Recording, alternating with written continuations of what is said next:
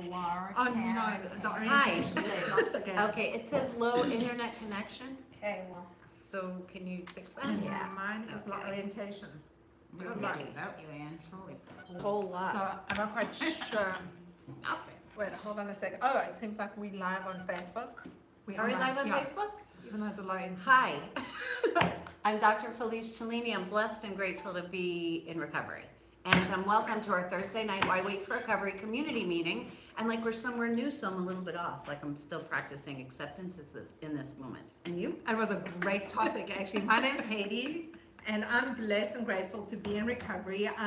We're actually in a brand new location, and we have to give a huge shout out to Trim Agency and General Provision.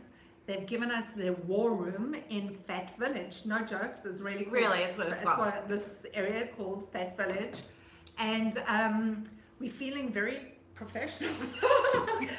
In an hour, Yeah, I'm a emotional said we were overeater. I'm a binger. I'm a purger. I'm a food addict. I'm also a post-bariatric patient, and I am a drug addict in recovery. And I'm a drug addict, alcoholic, anorexic in recovery. Welcome, everybody. And that's a hell of a mouthful. But so one of the topics that's come up is acceptance, and I think that's a huge topic. Okay, it is, and we were talking about fear tonight. So let's talk about acceptance and fear. Okay. Okay? Yes. So accept start our with fear. acceptance. Well, Well, sometimes you just have to accept that we're going to be afraid sometimes. Well- And that's okay too, so. That's been a struggle for me because giving up control is one of the things that I often face because I always think I'm in control until I actually realize that my biggest issue is what sits between my ears and it's really my thinking. And the minute I start going down that control route, I start getting crazy. And the craziness starts coming in that my ego starts showing up and I start thinking crazy thoughts. And then I have to be right. And when I have to be right, I say things that I don't mean and I end up really getting agitated, and for the last week I've been really sitting in a funky place. Well, I'm sorry. You're sitting in a good place right now. I mean, I'm sitting in a because you're fabulous, healing. and I'm sitting in a brand new chair. But you're in your headspace, I would imagine. You're sitting in a bad place. And I love that you say, I need to be in control, because we're not in control. So just the fact that we say that we need to be in control is crazy, because the only thing we are in control of are our thoughts and our actions, right? Our perspective and our own actions. And so when we do have that idea that I'm going to control you or anything else that's going on outside of me is ridiculous. And that does lead us to a whole bunch of fear. We're afraid of what's going to happen or afraid of what did happen. And there's really nothing that we could do about that, right? Right, and also then I started looking at the things that I do, and my big thing was, my family doesn't love me unconditionally. Like it's this big thing. I go to meetings where people love me unconditionally and accept me for who I am, but when they give me certain criteria certain expectations, and they establish certain boundaries with me or things that they don't want, then I get really indignant and I become, well, you don't love me unconditionally, and I become just like them. Okay, so I mean, it's crazy. So I start sitting into that space where I create all this craziness in my head, and my ego steps in and going, well, if you can't just accept me for who I am and support me in what I'm doing, but then I think I should be doing the same and being as compassionate and considerate to them as well. And then acceptance starts coming in and going, well, what do I do? Do I want to be right or do I want to be happy? And if I accept things, I can just let some stuff go. Right, and all of that other stuff that you started to talk about, as you were talking about it, I was getting physically uncomfortable. So that's a whole lot of stuff to deal with. Well, and if they love this, and they don't love me unconditionally, and blah, blah, blah. That's like a whole lot of chaos in our head, which, by the way, we are in control of. All of that chaos and all of those really bad feelings, you guys, nobody does that to us. We take that on ourselves. And so when I'm feeling like crap about me and I want you to fix it, I have a problem. Right? And so they say with acceptance, whenever I'm not in acceptance, which by the way, I was supposed to put up on our Facebook page and I didn't. So we accept that. It's okay. I accept the fact that I'm old and whatever. But yeah, but so when I'm not in acceptance and I think that there's something outside of me that I have to change, again, then that causes a whole lot of chaos. And so the more I'm in acceptance, the less chaos is around me, because the less chaos is inside of me. We understand that, right? So I But think that's it's an an inside job. unconditional thing. I think acceptance becomes just being able to let things go and not conditionally. So it's not acceptance if you do this or if you say this or if this happens. It's just being in that state of serenity. I mean, that for me is the struggle because it's always been everything I've done is premeditated by an expectation of the way that I think. I have an expectation of things of how it's going to come out. So we can't really say acceptance and expectation in the same sentence. It doesn't match. It's like being really tall and really short at the same time. It Or just not doesn't. or not really pregnant. Yeah, something like that. That's right. That's right. So it is or it isn't. So I'm in acceptance or I'm not. We talked last week, I think, a little bit about the difference actually between acceptance and boundaries. That's something that we get into in the workshop, you guys, because that's a whole lot of work spiritually for us and us understanding what is and isn't okay. But again, it's about the world is going on around me, and the only thing I have control over are my own thoughts and my own actions. And anytime, and actually I'm going to read this since we're talking about it, okay? So I'm going to read from the Big Book of Alcoholics Anonymous about acceptance. And it's so important. It says, acceptance is the answer to all of my challenges today. By the way, the Serenity Prayer, which we say 8 million times a day, says, accept the things I cannot change. End of discussion. Accept the things I can't change. I can't change how you feel. I can't change what you're thinking. I can't change if it's going to rain or not, right? I need to accept those things that I can't change. Okay. Acceptance is the answer to all of my challenges today. When I am disturbed, it's because I find some person, place, thing, or situation, some fact in my life unacceptable to me.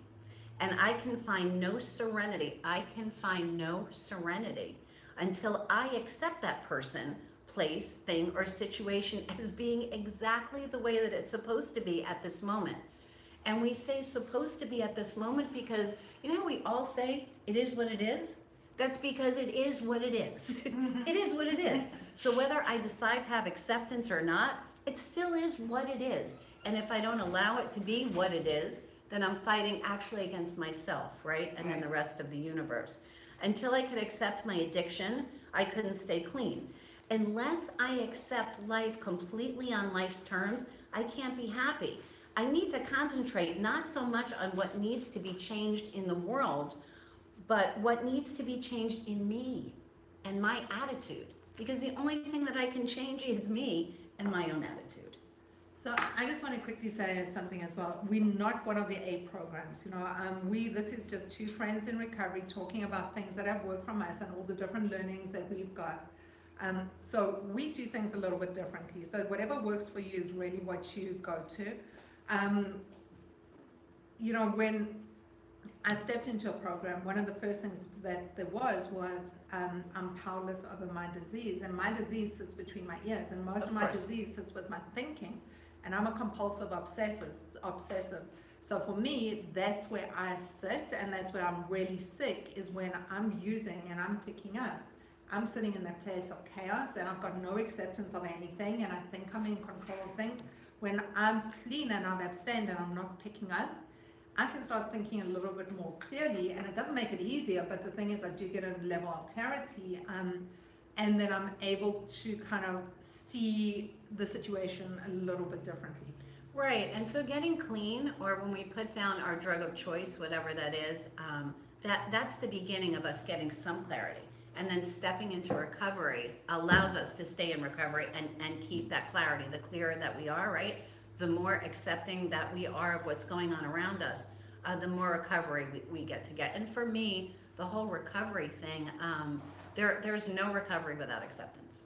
There isn't, because as long as I'm walking around and I have no acceptance, I'm living in the same chaos as I was living in before. I'm just not picking up my drug of choice. So now I'm screwed 2 ways. I'm living in chaos and I can't use, or I say that I can't use, right? Because I could always use, but I'm living in chaos and I can't use. So that's a double whammy.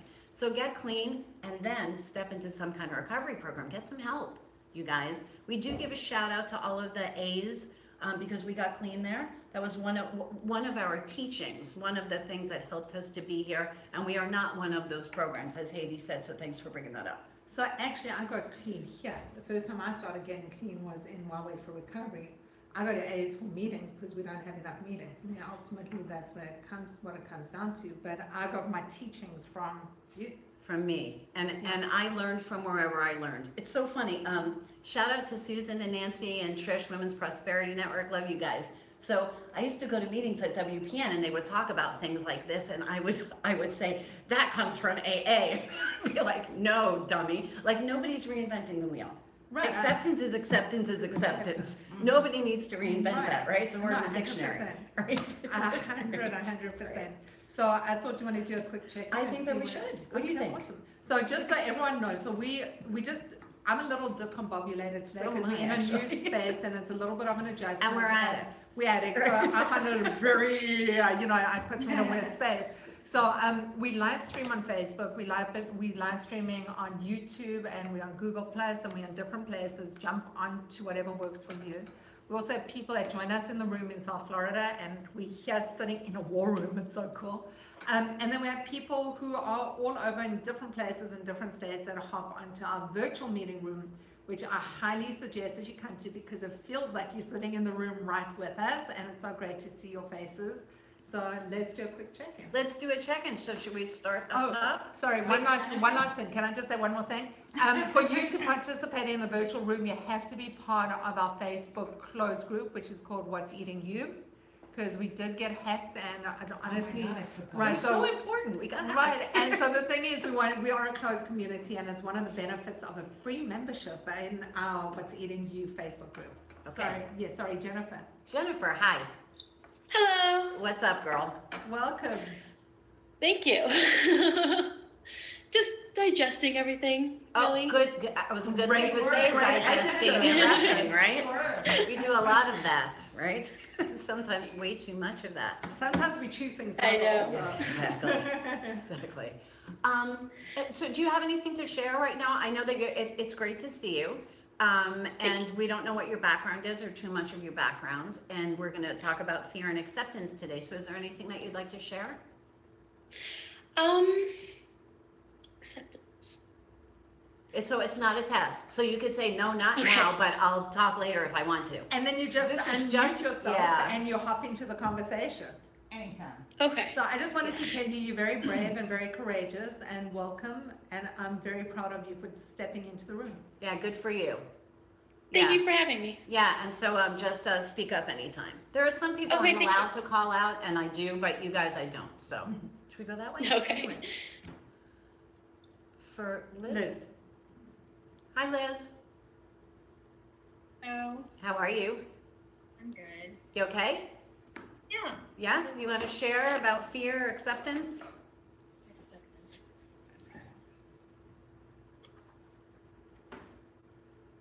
Or not? And we could get back to you too, huh?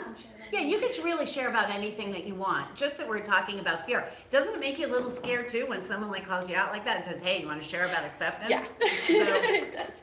yeah. Yeah, part of that too is just getting over the fear and saying yes or no or whatever. Or you can share about anything that you'd like, or we could come back to you or not. Not right now. I think I'm still mulling over our conversation that we had last Thursday at our previous meeting, and still working through those things. What are you working through, if you don't mind sharing? I think the one thing that I'm really struggling with is that you called me out on how I'm not being honest because I don't remember something about the way that I sugarcoat about having weight loss surgery, and I don't know. I'm just trying to wrap my head around it and figure out how to be more authentic, I guess. So the thing is, right now you are being authentic, right? Right now you're showing up and you're saying, and you guys, by the way, I say whatever I want to say unfiltered. And it's okay for you guys to get angry about it. Angela, have you ever been pissed off at me?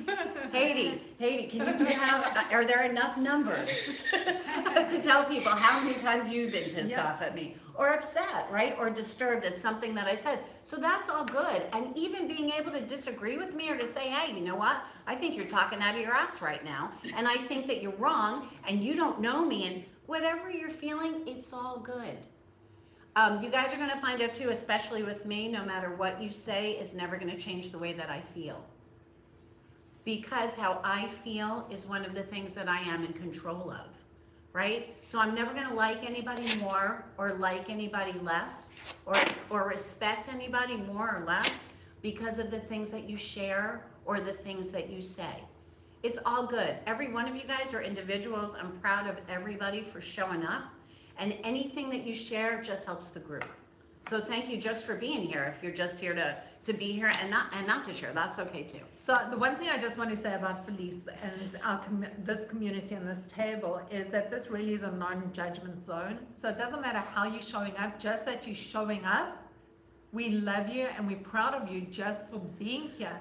You know, that takes a lot of courage and it takes a lot of guts just to come here. And the more you come back, the more really gets revealed and more things start making sense. And remember that if I say something to you guys, if I say something to anybody, or if anybody says something to you, and it's something that you're keeping in your head, that you're mulling over, that you have feelings about, there's a reason for that, right? And so it's for you to figure out what that reason is. You know, if there's a resentment, remember, if I resent you, Dawn, it's because I have a problem with me, right? Otherwise, if you say something to me and I hold a resentment against you, it's because there's something going on with me. There's some kind of fear, right? Because resentment is fear-based. There's some kind of fear going on. You could say whatever you want to say to me and I'll let it go because I'm not afraid of how you feel about me. And however you feel about me, that's awesome, man. That's your choice. It's your life. And I have no control over that. Nor do I want to have control over that. That's your gig in your life, not mine, right? Mm-hmm. Yeah. And so a lot of enlightened to not have fear about what somebody else thinks of me. Great. It's very, and it's hard. It's hard to do. Of course it's hard to do. We're very conditioned to. Good word. Care about, you know, what people think of us, and it's exhausting sometimes to try and be what you think people want you to be. And we call that what? Our ego, right? Or our ego. What am I trying to be? What it is that I think that, you know, I'm going to show up the way that I think that you want me to show up. That your opinion of me makes me who I am. That's my ego, right? It's what I think your opinion of me is. It's way too hard to live like that. And you know, really, you also touch on a really something that I see the world according to how I see myself. You know, my addiction follows me and it talks to me in my own voice. And when people say things, my reaction to that is the way that I'm seeing myself. So very often that go-to thing is, you're not good enough, or you're a piece of crap, or whatever it is, even though you might not be thinking that or saying that at all. It's what my ears and my thoughts and my brain is saying to me. And then I step into that space, and you could have just said something very flippantly, but I take things in different ways because that's where I'm sitting at that time. You know, it's like when I say that people sugarcoat stuff, it's like when a patient will come in and tell me that they've been struggling with their weight their whole life, or they've had an eat, you know, it's like, okay, like, you know, it's okay to say I'm obese, I'm a food addict, I'm an anorexic. Like, if I can't say what the problem is, I can't fix the problem. If I'm not honest about what's going on with me, then I don't have anything to fix. Right? Isn't it amazing? They'll come to you and they'll say, doctor, listen, my blood pressure's up and I'm taking this medication and I'm doing this. But when it comes to being overweight, it's something that all of a sudden I know I carry so much shame with that. Yeah, it's like being a drug addict. Listen, you know when you go to your doctor and the doctor says, like, they usually say, do you drink? And I would say yes. I always ask my patients how much they drink, not if they drink. And the doctor would say, well, how often do you drink? And I would say, I drink on the weekends. And that wasn't a lie. I mean, I drank every day, all the time. But me saying I drank on the weekends wasn't a lie, because I did drink on the weekends. I just drank Monday, Tuesday, Wednesday, Thursday, Friday, and in the morning and at night as well. Right? And so that would be me sugarcoating what was going on with me. Not only that, right? You're probably stoned standing right on I was shaking, actually. I was shaking standing in front of him because I was probably DTing. So, yeah, so it's just about being able to say, hey, I'm an addict, I have a challenge, and I want to get better. That's all. Do you want to tell, we talked about your coworkers and what you talk with your coworkers about. Is it their business that you've had surgery? Only if you want to make it their business. right? But to worry about what they'll think if they found out that you had surgery, who gives a shit? If you tell me that you had bariatric surgery and I think you're weak or stupid or lame because of it, I have a problem. I'm a judgmental bitch. Sorry, right? And that's what I said to you. Why wouldn't somebody say, if I just had a mastectomy, somebody wouldn't judge me for it. They'd say, wow, that's awesome, right? I'm really glad that you're doing what you need to do to get well. And that was my point with you. Anybody who's looking at you, judging you, you might want to rethink the people that you're hanging with. Because anybody else, when my patients come in and they say, I'm a physician assistant, so my patients come in and they say, I've had surgery, what's my stock answer? Angela, that's awesome. No, when they come in and they say, or they say they're gonna have surgery, I'm like, that's awesome. Yeah. You know, anything that you need to do, it's like saying to me, I'm gonna go check myself into a treatment center for 3 months. That's awesome. That's courageous. That's amazing. You know, I wish you the best. If you're hanging out with people who will judge you because you've had surgery so that you could do your best to get well, then you might want to think about who you're hanging out with, because I wouldn't hang out with those folks. For me, I'm real out about my recovery. I don't talk so much about my addiction as I do my recovery, but I'm real out about it. If you have a problem that I'm in recovery, sorry, but fuck you. Like, I'm some girl here who's doing my best to do my best. And really, I believe that that's all I need to do. Right, and service. I mean, honestly, when you speak like that, service is like the crux of all of that. For me to be in recovery and come to terms with my recovery, this is my journey and my story. And for me to stay in recovery, it helps so much more when I talk about it. Yeah. You know, being in community for me helps keep me clean because it makes me accountable. It makes me show up. The thought of me going, I thought of using this whole week. You don't understand. I would have, if I was scouting, I was thinking about my dealer as I trying to work out how to get there. I'm like that addict that can use food, I can smoke pot, I just wanted a joint more than anything else this week. Crossed my mind so much, but then I also thought, oh shit, then I've got to come see you guys and explain to you how I'm not one day clean, which is okay. There's nothing wrong with being one day wrong clean. with And that. there's nothing. Relapsed. I mean, No, I relapsed. I've relapsed and I've relapsed multiple yeah. times, okay? The thing is, Sucks. it kept me clean though. You know, for me, that was the thought that kept me clean. Everyone's different. And I also know how hard it's been working in recovery. I've put so much work into me and my program and working my program and showing up. But it's so, you know, just showing up is the first step. And in the beginning, it's overwhelming and it all sounds like that wah, wah, wah, you know, in the old cartoons. That's what it used to sound like to me. It just didn't make sense to me. That Charlie Brown kind of thing. Yeah. But the more I kept coming back and the gentler I became on myself, the easier it actually became for me to hear things. You know, that voice that was talking in my head just started getting quieter and quieter. I mean, they're still there, but it's different. And so remember, Liz, if you're trying to present yourself in a certain way so that others will see you in a certain way, then perhaps you'd like to look inside of yourself and see why that is. Because you're not what I think of you. You're what you think of you. My opinion of you doesn't matter. Your opinion of you and how you show up is what should matter to you, not what I think. Who cares what I think? I'm some girl in Florida in front of a camera on Facebook. Like, who cares? I'm just someone showing up and doing my best to do my best. That's all. That's all. When you learn to remember that you have things to offer, right? That you're probably a good, kind, caring, considerate human being, right? That right now you are learning to be healthier, to probably help others, right? Eventually to step into some kind of service and to do your best, to do your best. What else does the world want from you? Right. The people that you hang with that are loving and kind and caring and accepting, those are the people that are gonna, the more you hang with those people, the more you realize that it's about you, that it's not about the rest of us. And that's what my hope for you is that you learn to be good to yourself and not just to be what you think somebody else wants you to be, because that makes us nobody. That makes us a shell of a something, but it doesn't make us true to ourselves. Okay? Okay. Okay, thank you. Thanks for being here. Jess. Jess, so nice to see you. We Hi, missed Jess. Hi, I feel like it's been forever since you. I've been I here. know. And I'm sure I pissed you off a couple of times too. Laura, wait, I'm gonna piss you off too.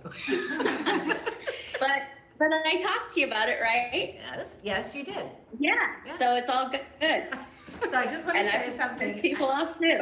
So even though we might not see you in the room that often, you're all over Facebook, which is awesome. I love that you keep in contact with us and you tell us what's going on and you still communicating and you're still in community, and that is amazing. I love seeing you around. Thank you. I've got a lot to say. What? Go. No, I was gonna ask you to share.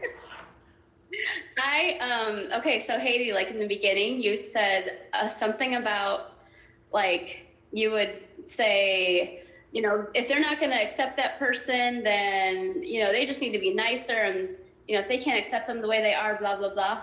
I would say that, but I wouldn't believe it about myself. Like I would say, oh yeah, you need to accept so-and-so, but why am I not accepting myself? Right. So I would talk a big talk, but not be able to do it to myself. So I thought that was pretty eye-opening. Yeah, and Go ahead. yeah, and remember in the beginning, and so especially right when we first get clean and we feel like crap about ourselves, like about everything, right? And then we're clean. So it's not even like we feel like crap about ourselves and we get to use over it, right? So that we have a reason to feel like crap about ourselves. Now we're clean and we feel like crap. Again, remember they say, you know, what happens when an alcoholic horse thief stops drinking, right? They're still a horse thief. So we're still horse thieves. Right? And we need to learn how not to be a horse thief because we put down the bottle, right? Or the booze or the drugs or the gambling or the food or whatever. And then it's just dealing with you. And in the beginning, I don't know about you guys, but I was so full of shame and so full of guilt and so full of fear and so full of reservation, you know, and in the beginning, so stuck and sick and scared. You know, and that's the hardest part to walk through, right? Is I believe is the very, very beginning. You know, when you talk about relapse and then you have to go and tell somebody, right? It's like, oh my God, like please, like let me just die. Yeah, exactly. Instead of having to raise my hand in a room where people knew that I had 7 years clean a week ago, and now know that I have 40 minutes clean. Like it's a really, really ouch place to be. Not really so much, you know, at that point you have absolutely no opinion of yourself except for the shame. Or sorry. I had no opinion of myself except for the shame. None. Right. So that's a really hard place to get through. When you talk about, you know, I couldn't do that. I could do that for others, but not for myself. We're really mean to ourselves, right? Yeah. Yeah. And you talk about that, Haiti, about Absolutely. how, you know, the person that you bullied the most was yourself. Right, and you know, also I remember when I first started getting clean, that very first day was so hard. You know, when I really stepped in and I was willing to do absolutely anything. I counted every single second in that first 24 hours, and that first 30 days was the longest 30 days of my life. I'm telling you, being in recovery, when I took it seriously and I was willing to actually step into recovery and I started really working it, and really I was at such a low point, time kind of stood still. I had these voices in my head telling me to do stuff that I'd always been doing, and I didn't think that I was worth it. I came into these rooms, I was like so broken. I was so resentful. I thought I was incapable of doing things. And 60 days in, I really believed I was incapable of doing things. Even turning the doorknob was a challenge. I mean, really in the beginning, you forget how difficult it is. And that's why I respect the newcomers, and I take my hat off to them, because you remind me every time you speak how difficult it was to actually step into this space and say, do you know what, my life is unmanageable. There's something wrong.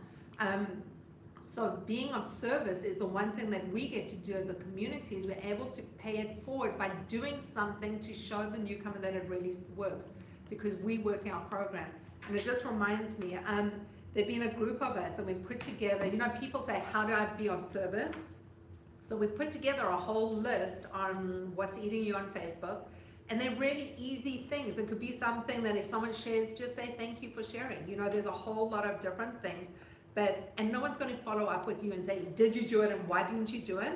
You know, and this is on us that we're doing to be of service. And service is one of the ways that it's gratitude in action.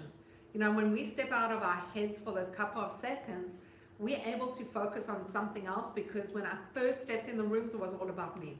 I was so self-absorbed about how resentful I was of my husband and the kids, and I was all about all the shit in my life and how bad things were and how stuck I was, and it was everyone else's fault and all these other things. But the more I get involved and the more I express the gratitude and start being of service, my world became so much bigger. And it So became, there's a list of opportunities on the page? there's a list of opportunities. We found a way to that you're able to sign up for it. And the reason you're signing up is that you're committing to take on a service commitment. Okay, and whatever it is, it's on you. But I promise you one thing, things start shifting. We need you. As a community, we need every single one of you, because you're as valuable to us just by showing up. You know, we know that we're not alone. For me, when I'm stuck in my head and I'm scared and I'm fearful, being alone is the worst place to be. It's the darkest, horrible place to be. And you guys, don't be afraid to reach out. You know, if you're going through something and it doesn't matter what that is, and again, you won't be judged.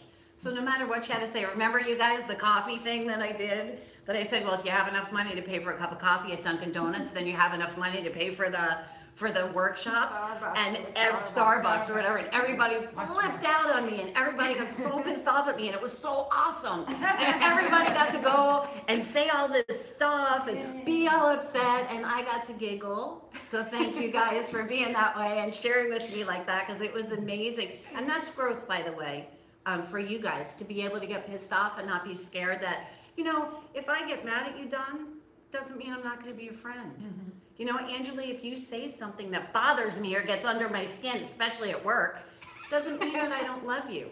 Haiti, if I disagree with you, it doesn't mean... You're not allowed to disagree with me. I'm not allowed to disagree with her because she cries. But it doesn't it doesn't mean that I care about you any less. And so finding your own voice out there, you guys, is super important too. Don't, if you need to put something out there, put it out there. Don't be in fear of what somebody else might say, because what somebody else says isn't what's important. What's important is that you said how you felt, that you got it out there. I can promise you, you're being of service to somebody else. There's something going on, I think, on the Facebook thing. That you're being of service to somebody else because somebody else feels the same way that you did. Everybody got on board with being pissed off with me about the coffee, right? Everybody was all kinds of pissed off. So it was great. It was like a community pissed off at Felice. And it was awesome because you guys got to learn from each other's thoughts and feelings and fears, right? So you got to put something out there, put it out there. No one's judging you. Someone's going to help you. And it's actually your way of being of service to somebody else. Okay? And don't be scared. I want to tell you guys, oh, I'm sorry. No, go ahead, Jess. I didn't hear you. Sorry. No, I started to talk because I thought it was a good time, and then the delay, it wasn't. So anyways, I was going to tell you about a way I was of service today because I was happy about it. I told Haiti, so one of our doctors, like 2 weeks ago, I've been thinking about it for 2 weeks. One of the doctors I work with, I heard her talking with a coworker about weight loss surgery, and she said that I thought she said she had surgery, but it wasn't part of the conversation. I wasn't part of the conversation. So I didn't feel like it was my place to like go up to her and be like, hey, so I thought I heard blah, blah, blah. But then today, it just kept weighing on my mind. Like, I'm not doing her any service. Like, she could have this great resource and I'm not telling her about it. So I decided to go into her office and just be like, I hope I'm not overstepping my bounds, but I think I heard you saying blah, blah, blah. And I have this awesome resource if you'd like to take advantage of it. And she's excited about it. And she's going to join our group. So I'm pretty excited about that. So I just wanted to share that. Yeah. So I'm going to give a challenge quickly. So anyone who thinks that this is a tremendous resource, give us a thumbs up. Awesome. So we know that you're listening and that you're watching because this is a tremendous resource. Our community is the best community. We have the most amazing people here. Yeah, and it is. And I went to treatment, but you guys guided me through the whole thing. Yeah, I went to the treatment program and they kept me clean there, but it was all your guidance. Jess, so you know, I give huge credit. Thank you. A really important part of what you said was it was weighing on my mind for a couple of weeks. Did you talk with anybody about it? I did. I talked with a coworker, not Okay. that one. Okay. Okay, so you put it out there a little bit, because sometimes our fears are a little bit less if we share them with somebody else. And you know, when we're being honest, I mean, for me, I think it's cool to say, because I say it all the time. You were talking and I was eavesdropping, and I heard you say, because that's the truth. I do, I say it to people all the time. I was eavesdropping when you were talking, and I heard you say this. I'm not sure if I'm right, but if I am, because I don't need to make an apology for what I heard. Right. And I don't need to say, I hope I'm not overstepping my boundaries, because I'm just speaking. You're going to take it the way that you do, right? If I say, hey, I think I heard you had some weight loss surgery, and I have this great group. If you put that out there and I say, you're a bitch, man, who do you think you are to tell me that? Or if I say, thank God for you, that's about me, it's not about you. So as long as Right. whatever you're putting out is from your heart, and not to hurt somebody else, it's okay, right? Positive energy into the universe is okay. So I'm so pleased that you brought this up, because most of us just fall into the room, like somehow, either through a friend or something else. We believe that there is a solution. You know, we really honestly believe that recovery is the solution, and anyone who's suffering or living with shame and guilt because of this compulsive, obsessive thinking, there is a solution, and they're welcome in our community. So we've been talking, and we're saying, you know, no matter where you are, drop off information. You know, let's get the word out there. The more people that step in, the bigger our community, the more the resources, the more we get the message out. So we had a whole lot of flyers and stuff printed up. So if anyone wants to take it with them wherever they go shopping or whatever and stick it up on notice boards, it's amazing how many people need this program, and they're either embarrassed or don't want it, or don't know what it looks like, or they don't know how to express it. And that is the way that you can be of service, is just by spreading the word.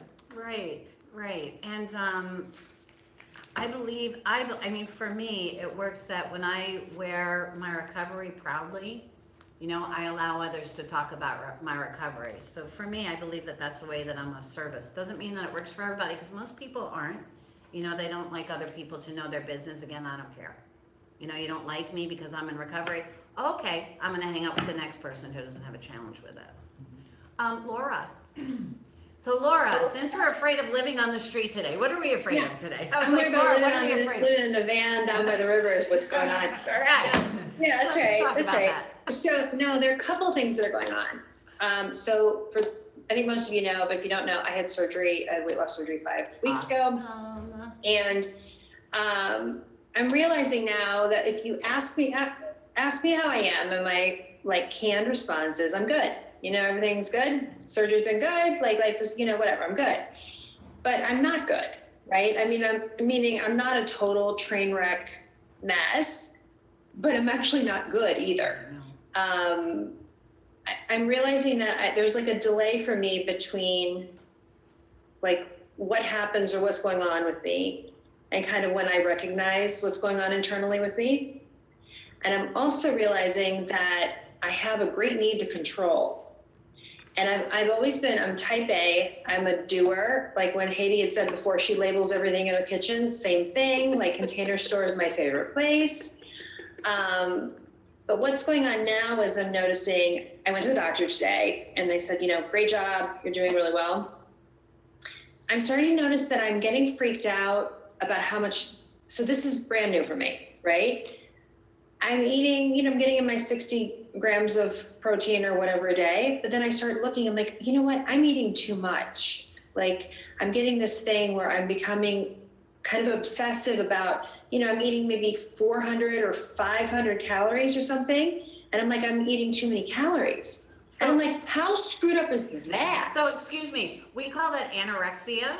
And so Yeah, we we can call do. it as screwed up as we want to, but I'm very good friends with an anorexic, including Yeah, myself. me Yeah. too. And so here's the thing, remember, it's never about what we are or aren't, what we are trying to control. So whether it's that we're overeating or undereating, whether it's the sex or the gambling or the whatever, it's all the same thing.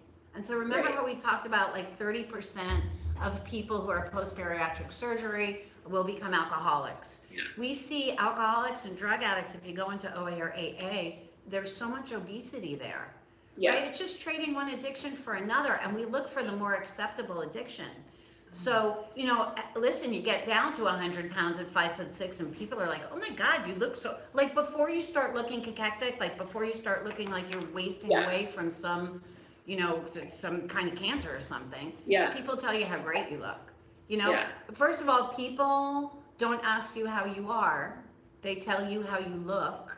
Yes. In our society. Very, very dangerous for us. That's why you guys that are post-surgery, Angela sees me just about every single day.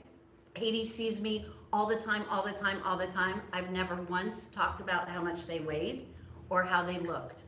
I will talk about spiritually how they present, like with Sarah, that she presents much differently right now, that people look more open, more carefree, or they look scared today, but not about how they look physically. For you to be a compulsive overeater or a binger and then to become an anorexic, it's like, it's expected. I was It's in the same place. Yeah, it's expected because we're just trading one addiction for another. So give yourself that break. Let yourself know, okay, my brain right now is, oh, I'm acting like an addict. It's because you're an addict. So, okay, you're an addict. So that's happening. So now as you step into recovery, as you start doing the work, I mean, you're in the workshop, as you start doing your work and go through that work a couple of times, get a little bit more acceptance and get a little bit more recovery, that stuff is going to be, is it going to be in your head to do it? Yes. Is it going to be something that you're obsessing over as much? No. Will things eventually fall into place? Yes. Right now, you need to give yourself a break because you're in it. You put yourself in a position where we can't overeat, right? Yeah. But you could take a bunch of Percocet, or you could starve yourself, or you could go have sex with 53 people. All of those things, even though you had your stomach made smaller, you can still do, and your brain is still, you're still an addict. And it's still looking, so it's looking for something else to transfer to. What else can I do? Duh. Exactly. Exactly. Very important to remember, you guys. Super important to remember. So I had this realization. So we're descendants of really nervous monkeys. So we're either like running away from saber-toothed tigers or we're looking for pleasure, something to give us pleasure. So I mean, honestly, for an addict like me, it's either staying busy that whole time. That's why I'm that A-type, anal retentive kind of person. That's part of my disease. That sitting still and being with myself and sitting within emotion is something that I struggle with, and that's part of my recovery. So it's really trying to find that balance, because the only difference between being obese for me and being anorexic for me is the shopping. Right, the exactly. shopping was so much easier in the smaller clothes when I was very thin than when I was bigger. I mean, that's really the bottom line. But other than that, the feelings were exactly the same. And that obsession and that thinking and that process took up so much of my day in terms of thought and time and process that I missed out on so much other stuff. And so we expect it. So it's expected. Is it normal? Well, none of this is normal. But is it expected? Yeah, it is. So please at least give yourself that break and say, okay, I'm acting kind of like how an addict acts because I'm an addict. So I've said it, and now I'll learn to work through it. And share. Okay? Yeah, and share Right, about share it. with Everybody's us in the shaking their head. Yeah.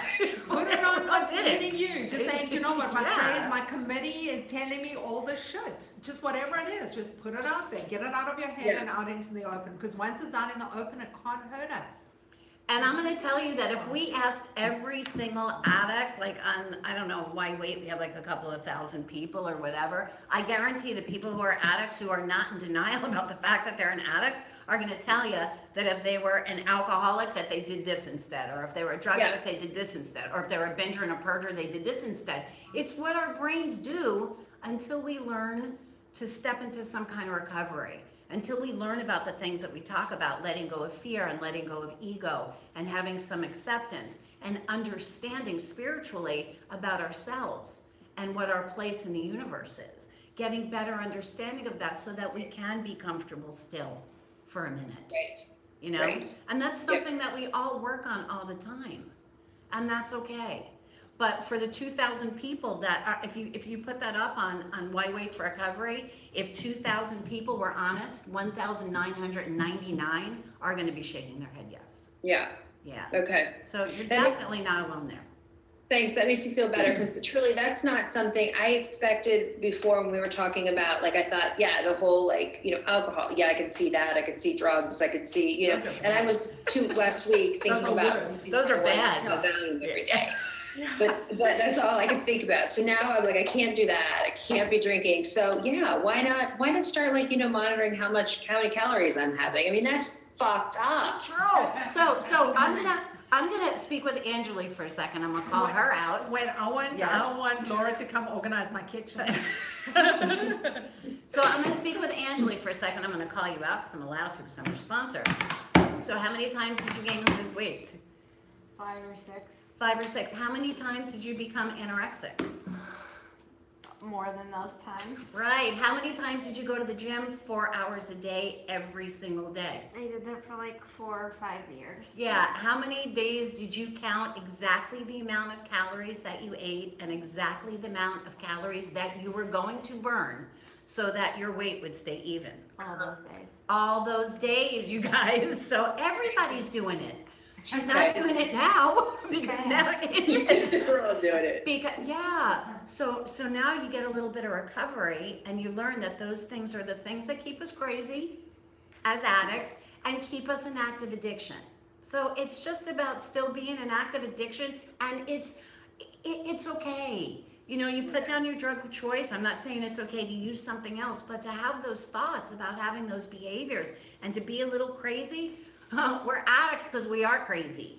Okay. That's okay. That's how we are. Yes. And I just want to share in terms of Laura, speaking to Laura, I have however long I have in recovery, but I remember like I was at 6 months and I came to Felice crying that I want to count calories and I want to do all this crazy stuff, exactly what you were saying, and I was crying about it because I was freaked out, like I'm going to go backwards, like I still look great and I'm losing weight and all of that, but my behaviors are retreating backwards, and thankfully I didn't do it, but it was normal to have the thought, I guess, whatever normal is, but That's good to know. So Thank I you. was using my fitness pal because at one stage I was obsessed about getting in the protein because everyone said about the protein and losing muscle and all this kind of stuff, and I wasn't hungry and I wasn't eating, and I was tracking my protein, and then it became the whole craziness in my head of the calories in the app became more detrimental. I became addicted to the app. Okay. So as an addict, I've kind of also got to monitor the things that I'm doing from second to second, because it's very easy for me to cross. I'm an addict. It doesn't matter what I'm picking up. It's just something that's taking me out of the moment that I've got to be cognizant of. Yeah, and if you need some accountability, there was a time when I went through my my real single spurt, and I would say, and I was losing weight, and I was losing a lot of weight, and I would say to Angela, like, you need to make sure that I eat today.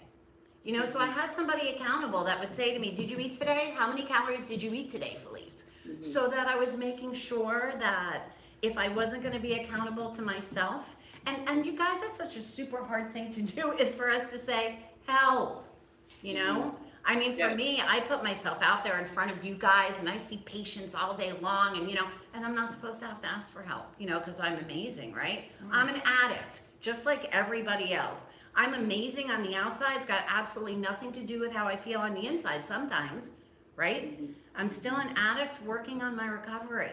And if you need help, you guys, find a buddy and reach out. Touch base with somebody. Did you talk with somebody else about it, Laura, before today?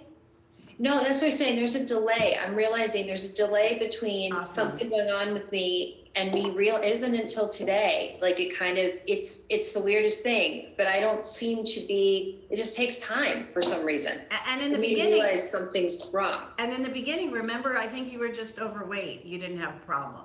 Oh, I had a problem. No, I'm all good. She didn't have a problem. I don't know why she's here, but she didn't have a problem. Yeah, she had a conversation with me, but she didn't have no problem. That's right. So, no problem. One of the greatest things I get from our community and by talking and speaking is learning. I learn so much from each other, and because I'm an addict, I also need different tools in my toolbox.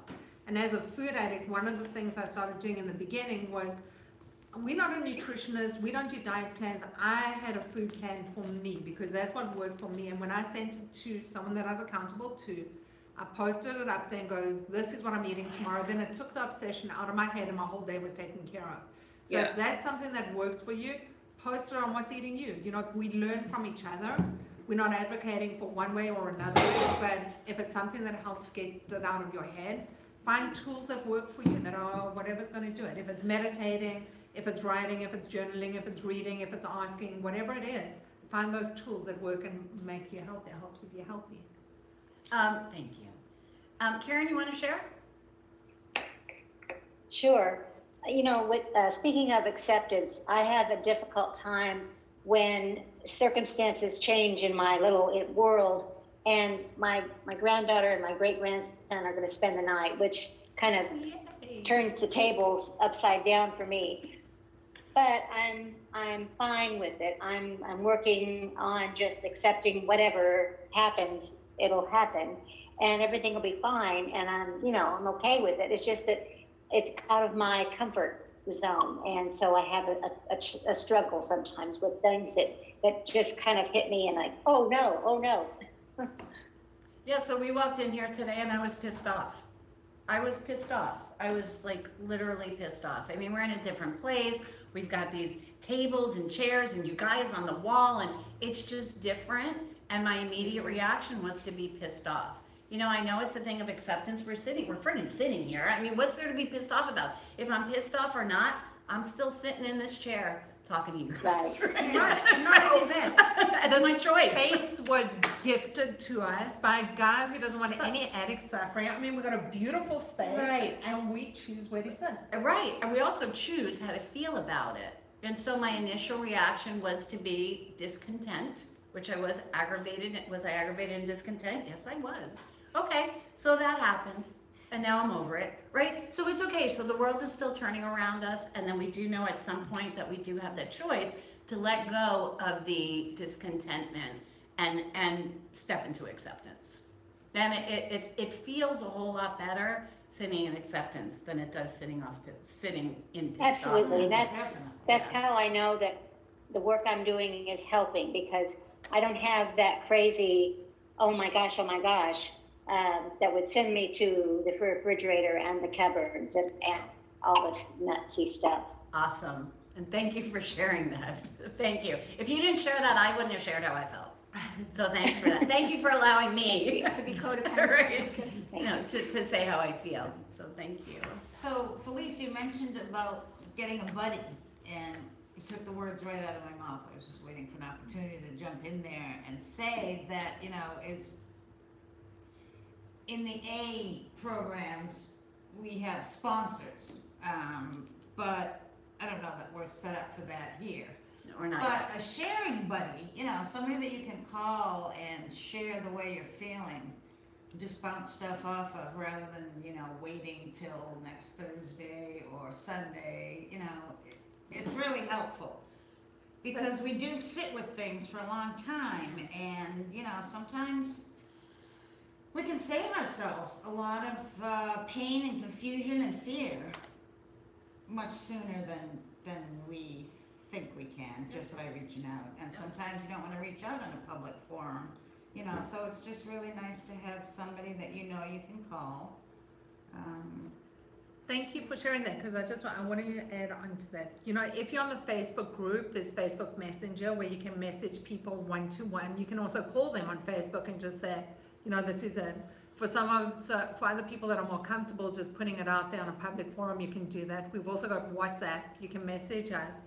So there are many, many ways. We live in amazing times of being connected. We don't need to go through the operator to get connected and do a rotary dialer. We can just do it on so many different formats.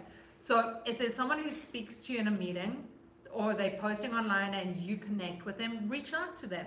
It's great when someone reaches out to me, I feel special. When I share things with people, they feel closer to me as well, because they get to know me. And I've hidden myself for so long, and it's a way that makes us feel it's more enduring. Yeah, it's right. awesome. And part of a community, Yeah, great point. every psychologist, it's Psych 101 is community, right? When people are working together for the betterment of the group, those are the people that are the healthiest. So, And right? really, this is why we have Service. meetings twice a week, is so that we get to share the stuff beyond the time that we can connect online. And also that's why we do the workshops, so we're able to work on our stuff in a small setting to be able to learn and grow. We'll get to know how really crazy we Yeah, are. really. Angela, you were gonna share? And No, Sarah. I was just going. I know, Sarah's wasn't going to share. I just wanted to say something.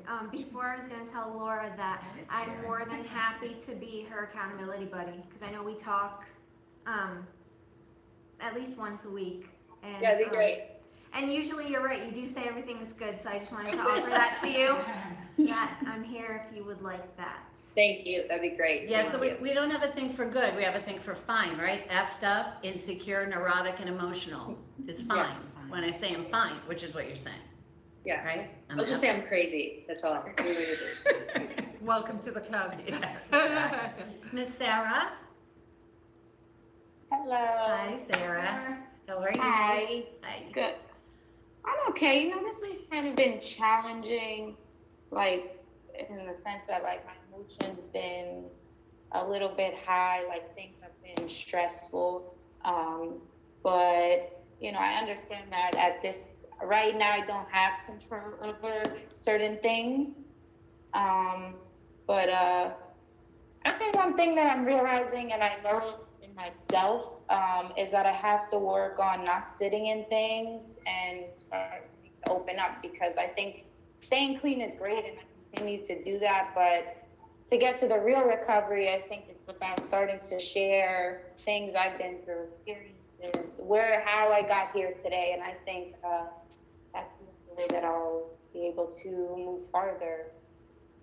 So I when things happen, or not even things happen, or I start getting stressed out, I get depressed fast, I do an isolation, you know. But at least now, like when I was feeling, you know, my mind was being obsessive the other day about what I was dealing with. And I did something positive after I went to this class, and, you know, I just put my mind in another place.